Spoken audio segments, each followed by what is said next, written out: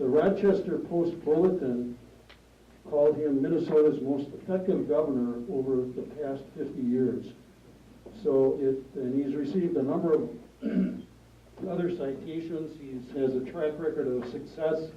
So it's a pleasure to have Arne here with us to share his perspective on what's happening really across the board. So I don't know what he's going to say.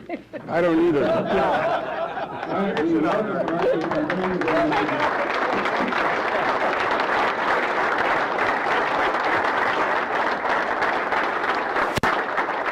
Thank you very much. Thank you. Okay, I think you have to talk pretty close to it. Oh, this is one of those hold-em-ups, huh? Well, after an introduction like that, I can't wait to hear what I'm going to say. I was very... Can you hear me? Yeah. Oh, that's your unfortunate.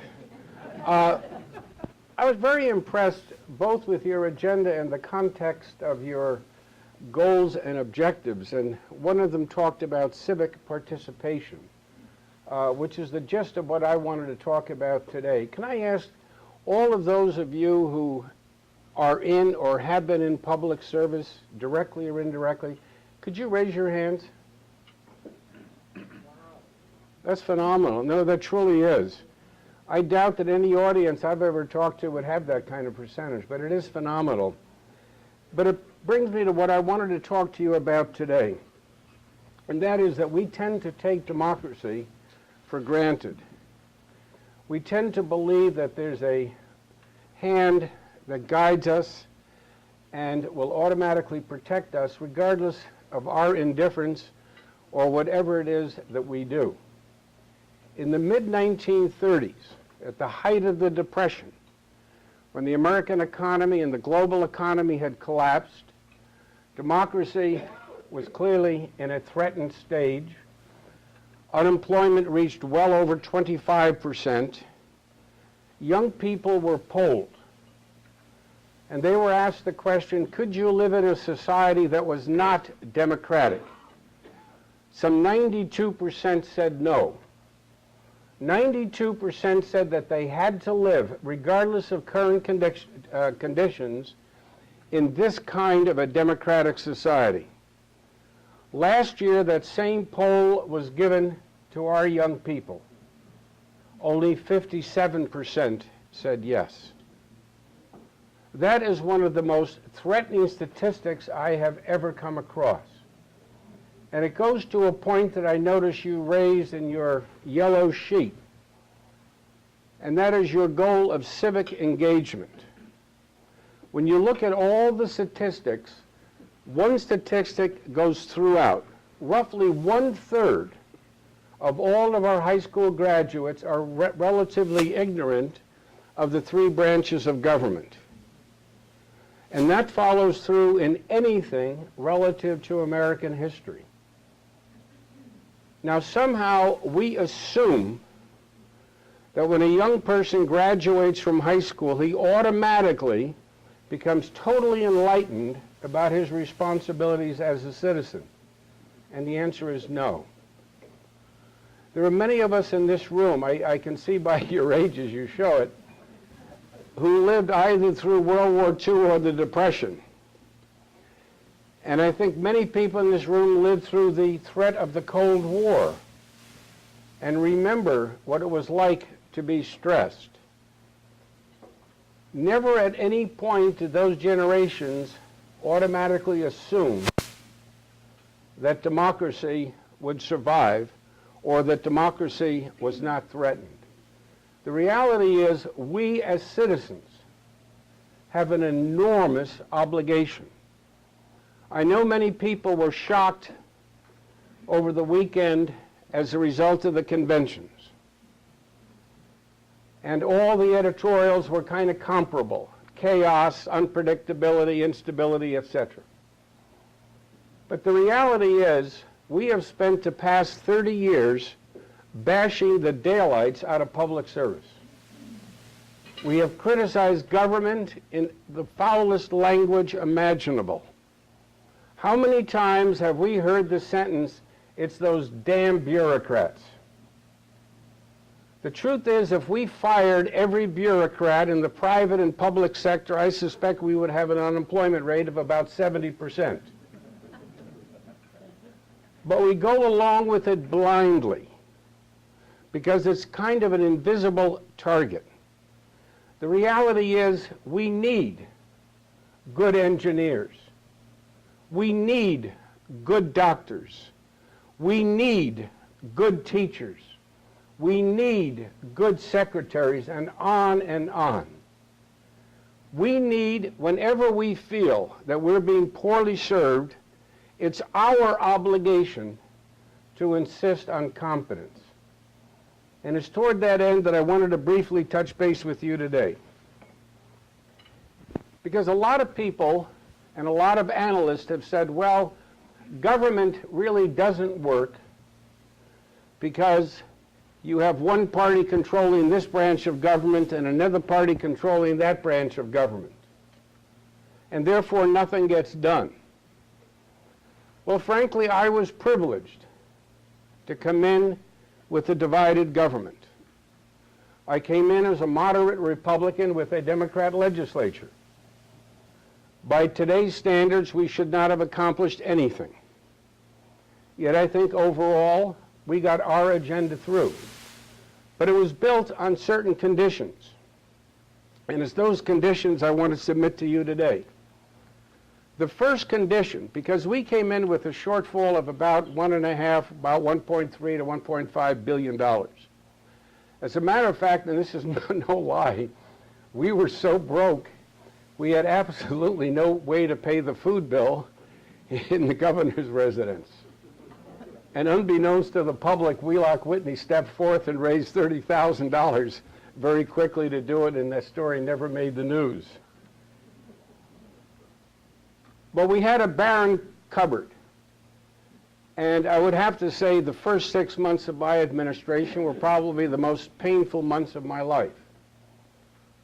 I had focused on bringing people into government who lacked experience in government and therefore lacked any kind of understanding of politics, and heaven knows we made a lot of mistakes.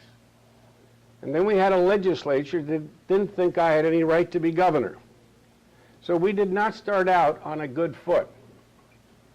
But we all of us started to learn some lessons. The first lesson was always focus on the long term. I kept telling commissioners, pretend you're coming back here 10 years from now with your grandchildren. You want to be able to tell them that you were involved in planning that. If you focus on the short term, more often than not, you'll trip over politics. If you focus on the long, you can always bring people together. The second thing was a strong code of ethics. Commissioners were forbidden from participating in any form of political fundraising. And the reason is this. One, they can only serve one master, and that's the public. The minute they start to divide into the area of politics, that influences the kinds of decisions that they make. It also discourages from public service those people who would prefer not to engage in partisan politics. And thirdly, and perhaps even most importantly, it keeps everybody out of trouble. And that is the bottom line. The second thing is no conflicts of interest. And anybody, any employee, any appointee that cheats on his expense account is automatically discharged. And the reason is this. It may be small potatoes, but if you cheat on the small stuff, what is to prevent you from cheating on the big stuff? And with those rules, we were able to avoid an enormous amount of trouble. The other thing was a clear understanding that we would be an administration focused on substance and not politics. And the rationale is simple. My belief, and it still remains to this day, is if you do a good job, that will translate into good politics. And likewise, if you do a poor job, God help you in your bid for re-election. But let me also, if I may, talk about the necessity of planning an agenda. What disturbs me the most about this close of this legislative session is that it opened up virtually with no agenda. And we're told by Alice in Wonderland that if you don't know where you're going, any road will get you there. And all too often, that is precisely what we're getting. Now let me ask you this. How many of you have a job that allows you to malperform, fail to meet your goals and objectives, assuming you have any, but permits you to blame somebody else and then gives you a paycheck? How many of you people have that kind of job? Well, I know a few places that will hire you. No, there's no reason why we can't hold government accountable in the same way we hold people accountable in the private sector. I remember the day, and I know that the wife and daughter of Bob Bell are here. Could you raise your hands? Hi there. Okay. Hi. Bob Bell was in the legislature when I first came in, and he was immensely influential in getting legislative bodies to understand the necessity, one, of an agenda, and two, how to pass bills. For those of you who serve in the legislature, these debates get very tiresome and endlessly redundant.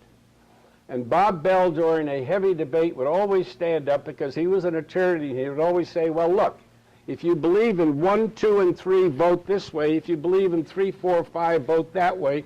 Let's vote and sit down. The truth is, he always had a golf game.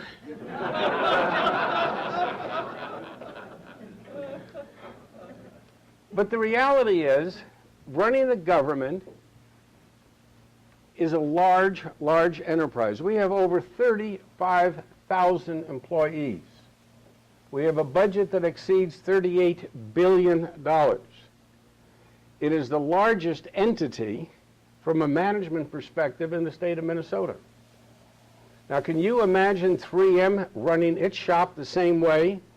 And then at the annual meeting, the board comes up to the shareholders and points their fingers at each other and say, I'm not at fault, he is. And by the way, all the beautiful names they call each other. No, they're accountable to get things done. Government is hired to get things done.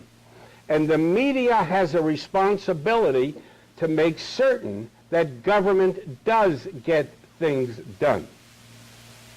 And that responsibility supersedes any partisan consideration. The first thing that we as a public should insist upon is that in October, November, prior to the second session, but prayerfully after the election and the November election as well, each of the caucuses go back and come up with their agenda. What is it they want to accomplish? They don't have to dot every I or cross every T, but tell us what it is you want. And when the governor submits his budget and annual state of address, that comes with the full details as well. Now you have 5 plans in action.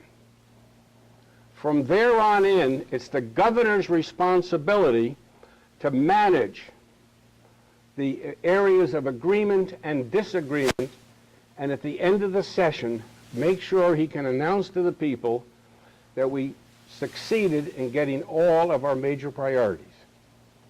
For this legislative body and for this administration to announce to the people of Minnesota that it could not pass a tax bill in reaction to the federal changes is an absolute disgrace. It truly is. And then to say everybody else is at fault except us. No. It would be my prayer, and I suspect yours as well, that they go back into session as fast as they can get there. And they don't come out until such time as they produce acceptable legislation. That's how strong it has to be for Minnesotans, because we are already a high-tax state. And we don't need excess taxes to be imposed upon us simply because of the failure of our elected officials in St. Paul not to get the job done. Now, with this agenda, and with the public's understanding of what this agenda is, here's what I hope they do. Back in the mid-1990s, Governor Wendell Anderson, a Democrat, put together in a program called LEAP, the Loan Executive Program, asking members of the private sector to come on board to various teams, working with the public sector, public employees, public leaders, for the purpose of evaluating the effectiveness and the efficiencies of how government delivers services. That should be an automatic item on everybody's agenda at least every 10 years, and there's a reason for this. The private sector does not inherently possess great virtue. Its virtue comes by the fact that it has to compete. And the moment their market share declines or their costs accelerate, they have to focus on efficiency, competency, and also preparation for tomorrow. Well, those same influences must also be placed upon government. But government does not compete. Therefore, how do they scrape the barnacles off their boat? The answer is they don't. And what the LEAP program did allowed this partnership of competence to come together for the purpose of scraping the barnacles off the boat. It was a very, very exciting and productive enterprise. We have, on the business side, a program known as the Itasca Project. And they're into the area of assembling talented business leaders for the purpose of putting together policy considerations for the legislature. I would like to see the next governor incorporate the Itasca Project and expand it to include the talent from the academic and the nonprofit community as well. By building these partnerships, you now have a bulk of force, if you will, that says, yes, I want this item done. And if you can couple that with a long-term plan, one would be, like any corporate entity, identify your assets and your liabilities. Our assets are quite strong. We're the home to probably more Fortune 500 companies per capita than any place else in the United States. That means we have access to a wealth of talent. Two, we have a reasonably strong educational system, but one that will and is undergoing tremendous challenge. It's not something we can take for granted. The third is our natural resources, particularly the quality of our waters. And they are constantly under attack. As we sit here today, the BWCA is threatened, as is the quality of the water at Lake Superior. And frankly, we as a citizenry are doing all too little. And I'm fearful that someday we'll wake up with my favorite word, surprise. That's one word that I would like to see eliminated from the governmental agenda. When you've taken into consideration then your liabilities, one, we are a high-tax state. Let's not cloak it up with this nonsense that, well, we have this superior quality of life, therefore it automatically stands to reason we should pay more. That may be true, but it also may not be true. And if there's a possibility that it may not be true, how can you change it? And the answer is through all the process that we just previously discussed on cost efficiencies. But it also compels you to identify priorities. All too often, the political system tells the public, well, we just don't have enough money to do that, therefore we can't do it. I would argue more often than not, the issue is one of priorities, not of money. Go on to one of my favorite topics, the building of a stadium. We spent, forget about the partnership. Let's assume the partnership was valid, 50-50. That meant we, the public, should have put in roughly $500 million. But we, the public, did not put in $500 million. I can count so far over $1.1 billion. Now tonight, 2,000 children in Hennepin County will be looking for a place to sleep. Many of our school districts have shortfalls. There's discussion now of a 4-day school week. But somehow we have bought in to this mania over sports. And for those entities that are in the sports business, it's imperative that we have complete and total transparency. I refer specifically to the Star Tribune. It's vital that a community and a state have powerful, strong, talented newspapers. But the Star Tribune also owns 3 professional sports teams. And it is very, very dependent upon the generosity of the public to feed into the sports teams. And that conflict of interest and the impediments it creates have not been dealt with. And a newspaper has an obligation to live by the same standards of conflicts of interest that it imposes upon others. We in Minnesota cannot just assume that the future is ours regardless of what we have to do, regardless of what we do. It is what we have to do that counts. The other part is for us to realize that coalition building is what it's all about. Government has a tendency to see itself isolated, and that isolation, as anybody in the legislature can tell you, the longer you're over there, the more isolated you feel. And that is truly unfortunate. It is absolutely imperative that the governor drive coalitions and let the coalitions work with the legislature on what we can determine to be the common good. Let me give you an example. I remember a small book, and it basically talked about don't mess with other people's vocations. And I remember what came to mind very quickly. One was fishing. Never mess with people's right to fish. They will put their right to fish above their job, maybe even above their marriage. And it goes on from there. But the point is, we all have a vested interest in government policy. And it's up to the governor to bring in those various coalitions and have them interact with legislative bodies.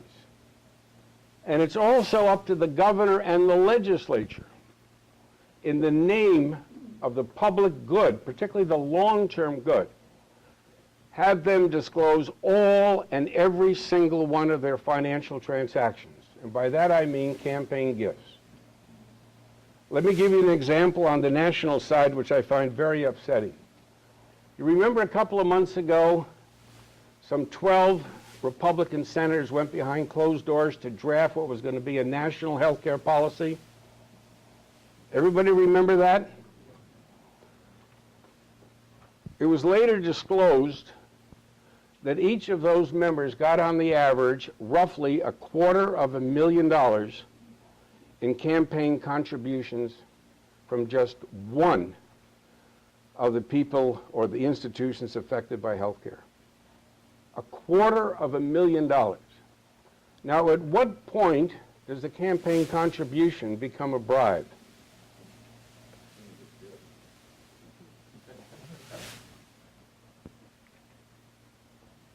It's not just enough to, quote, impose limits.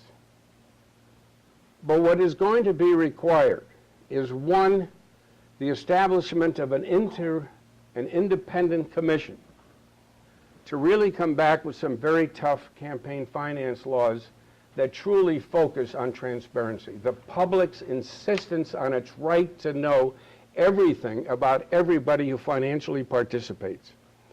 None of this nonsense of the Committee for a Responsible Government out of Little Rock, Arkansas, with no names attached. We have a right to know who it is that is influencing us. And likewise, when it comes to redistricting, the legislature has a fundamental conflict of interest in drawing its own lines. Al Quie and Walter Mondale have done a lot of work on redistricting, and it's about time that their proposal for an independent commission be adopted. Again, it's for the public good. It may not be for each individual's legislative benefit, but the reality is they are all there to serve the public good. What I wanted to talk about in terms of the agenda is in terms of focusing on the long term, the whole issue of our children. We talk a lot about how we love our children, but we're leaving them a world that is less environmentally healthy, an economy that's incredibly complicated, with an enormous separation between the haves and the have-nots, an educational system that leaves them with debt that they cannot handle, and then all they get from us is a hearty handshake with the phrase, best wishes.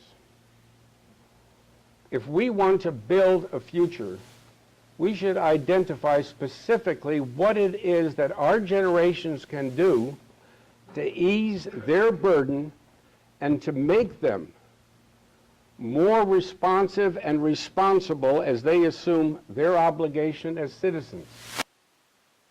And it can be done. We have the resources to do it. But one of the things that we've allowed to happen is we've ended, literally, civic discourse.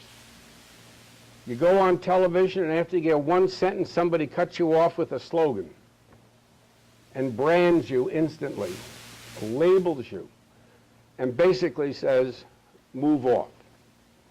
No. One of the finest contributions John Kennedy ever made to American governance was his focus on give me your best and your brightest. And the whole idea of the Peace Corps, Food for Peace, which, by the way, did not emanate from John Kennedy. He marketed it. You're not going to believe where those bills came from. They were developed by Walter Judd, a conservative Republican in the House from the state of Minnesota.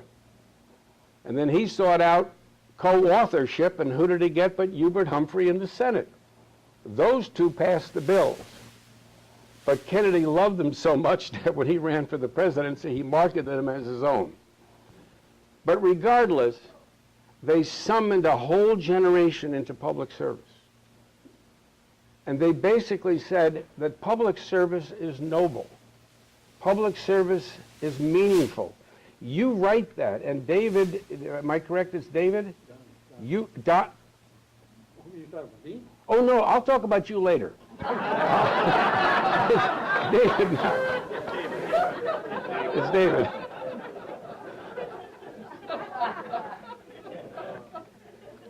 But what marvelous words he wrote about, and that is that you get more satisfaction from participating in giving and serving than you do through the element of greed.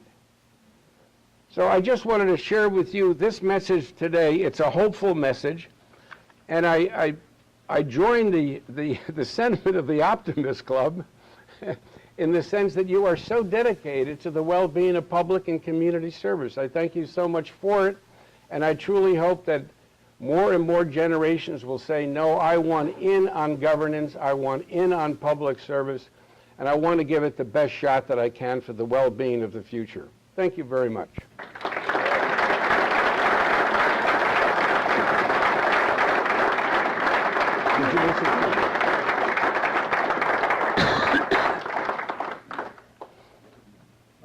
Questions for Arne.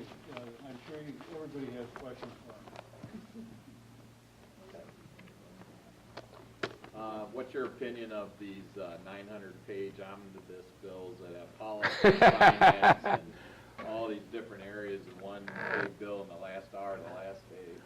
I'll be honest with you. One, it's appalling. But two, I blame the governor. That's his job.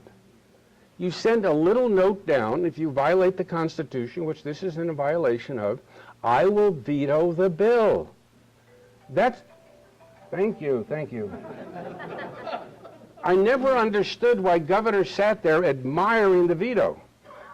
It's there to be used. But always tell your intent long in advance. If you combine A with B, it will be vetoed.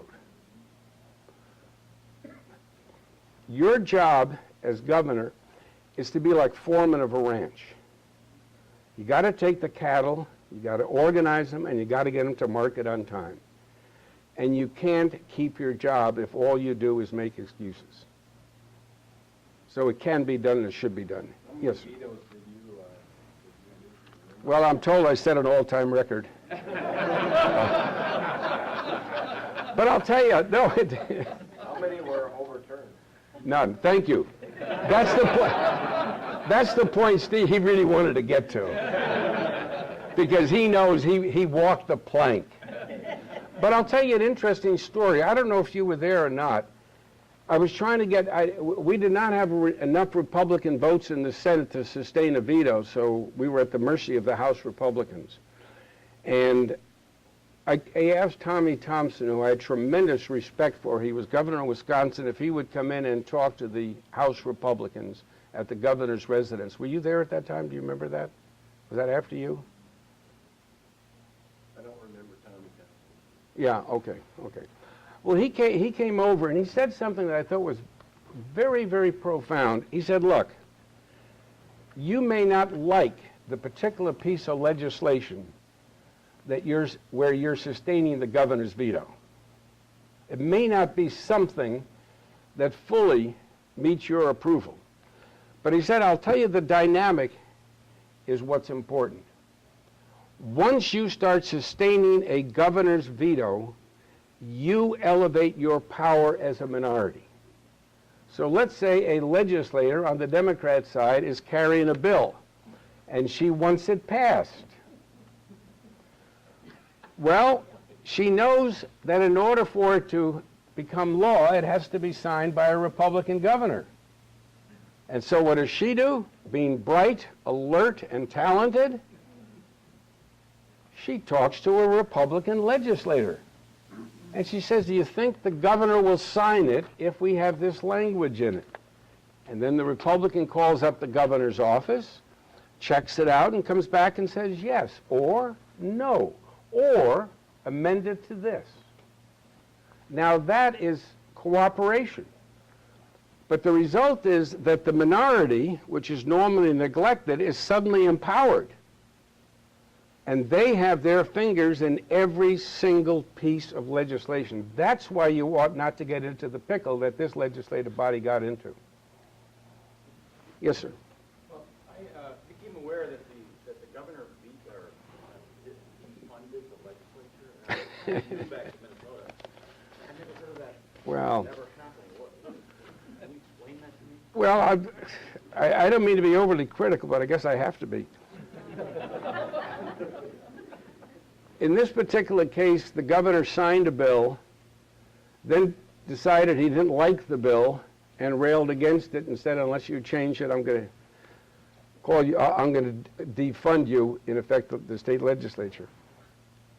And that happened on another bill as well. Now, let me just tell you what the process is, because I'm very critical of the Star Tribune for the lack of coverage of that. When a bill passes, that bill does not go to the governor's desk. It goes to the agency or the bureau that is affected by that legislation. So let's say it's the Department of Natural Resources. They evaluate the bill and they say, this is a good bill, Governor, sign it. They say, this is a bad bill, here's why, veto it. Or, can you get this in there to make it more acceptable to us? So the agencies, the professionals, come back and they tell the governor, here's how we feel about the quality of that legislation. So when the governor signs the bill, it clearly states to the public that this bill has been fully vetted by the executive branch of the government and found to be acceptable. And for a governor to come back a few weeks later and say, no, I find it reprehensible, that is bothersome. But it should have opened the door to negotiations and not to a lawsuit. And the idea that you can defund any one branch of the government, that to me is an unacceptable use of power, because governors can do that, for instance, with the court system. I mean, just imagine if you had a governor saying, well, I don't particularly like the Supreme Court decisions, I think I'm going to unfund them next time. No. No, you respect the differences and you respect the relationships with all branches of government. And let me just end on this note, if I may, because am I out of time? You're in good shape. Oh, I'm in good shape. It's the first time you said that.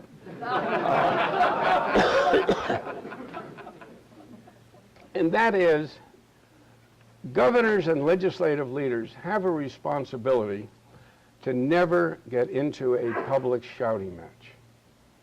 And the reason is very simple. From a very pragmatic viewpoint, your success as a governor rests largely on your ability to build coalitions. Now, if I'm cursing Don all day long on television, I'm not going to get him as an ally when I need him. The truth is, you're building floating bipartisan coalitions all the time. And that's how you get bills passed. And that's how you ultimately get results. But let me tell you, there's something else you also get. You build friendships. You build trust with members of the other side of the aisle.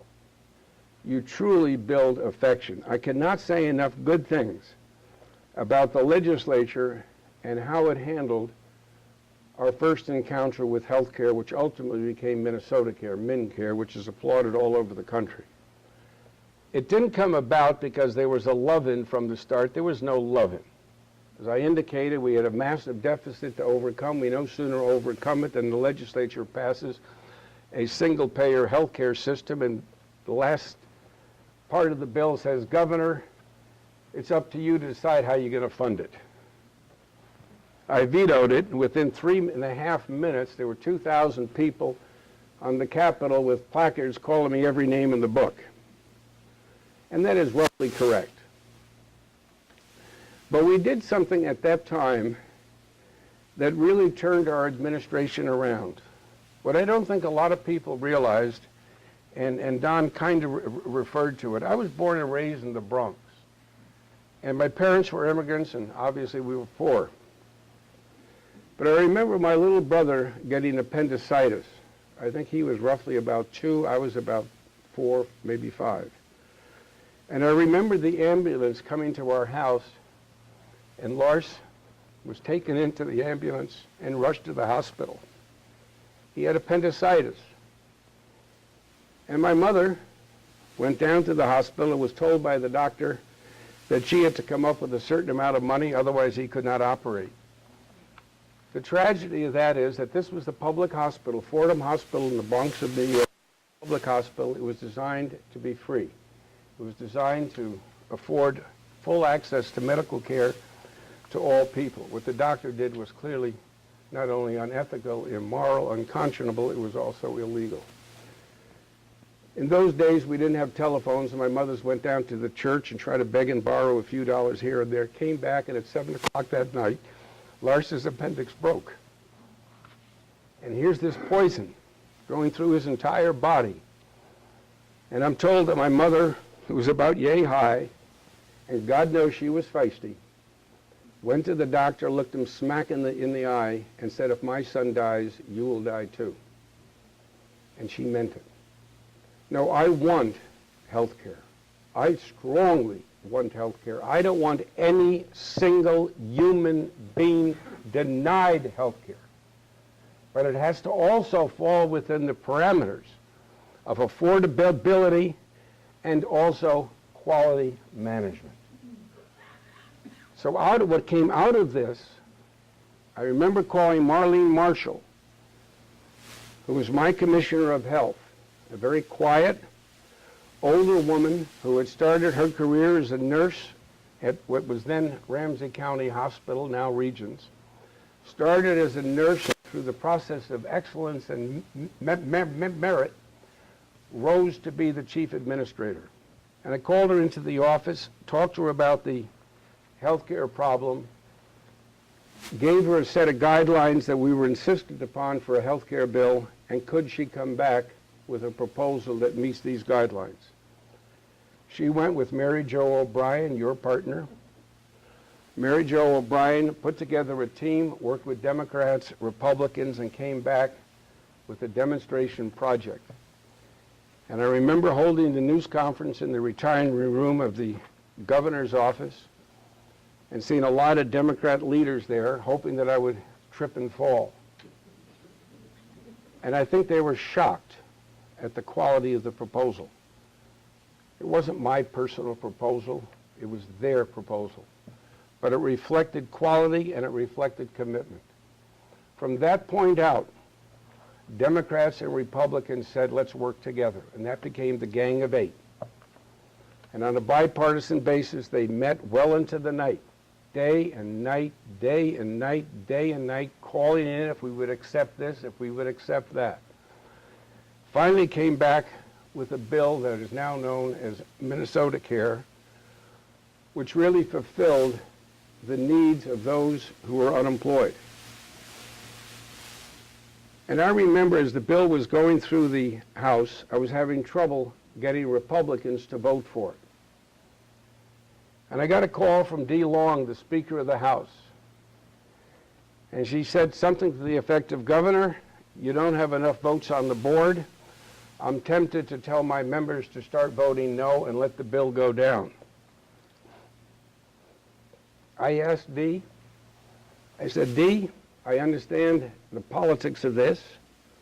I'll do my best to get more Republican votes on the board, but this is not the bill for this kind of politics. Get me on something smaller, something that has less meaning. And so much to her credit, she said, okay, I'll do that. Every one of us in this room owes a tremendous debt to Dee Long for instantly making the right decision at the right time. And the result is, as I look back on my years as governor, I owe so many so much because they represented the very, very best in public service. And I really want us to inculcate that kind of feeling in our young people so that they say to themselves, you know what? I'd like to get into public service. You out here gave us a wonderful governor in Elmer L. Anderson. Yes, Elmer L. it was. Remarkable person. He was president of a company, had made his fortune, and said, I want to serve in the public sector, and he did. A remarkable governor and a remarkable person. Well, on that note, I'll close and thank you all very, very much for your service. Oh, last question. Leave it to a Democrat to always want the last word. I don't want to close on you, but I can't let it go by without saying how grateful I am as a Democrat serving in the Carlson and serving when Arne was governor, how much I appreciated the civil discourse and the ability that you did have to work across the aisle. That is totally what we need now, so we don't have these 900-page bills come across where both sides blame the other. You know, the governor says, I did tell him I wouldn't sign it. And they say, well, you should have told us. So all those things, you really did make a huge impact in our state for working across the aisle and really bringing the Democrats and Republicans together. And as a Democrat, I really appreciate that. I just also want to say how much I appreciated your work on the issues, because I think we've lost sight of that we don't have people that are working for the issues, they're working for politics. And you did a great job on MinCare. I want to recognize Susan Carlson, your wife here, who did a great job on fetal alcohol syndrome and all of the work you did for our kids, for our young children in Minnesota. You were a great team, and I just thank you so much for all of that. If you had any advice on how we can get the legislators to really focus on getting work done versus not letting the others have success is what I find they're doing. They don't want to work together because they don't want the other side to have any success. Yeah, that's, And it's so sad that you really found a way to do that, and I just want to say thank you for that. you're wonderful. Thank you.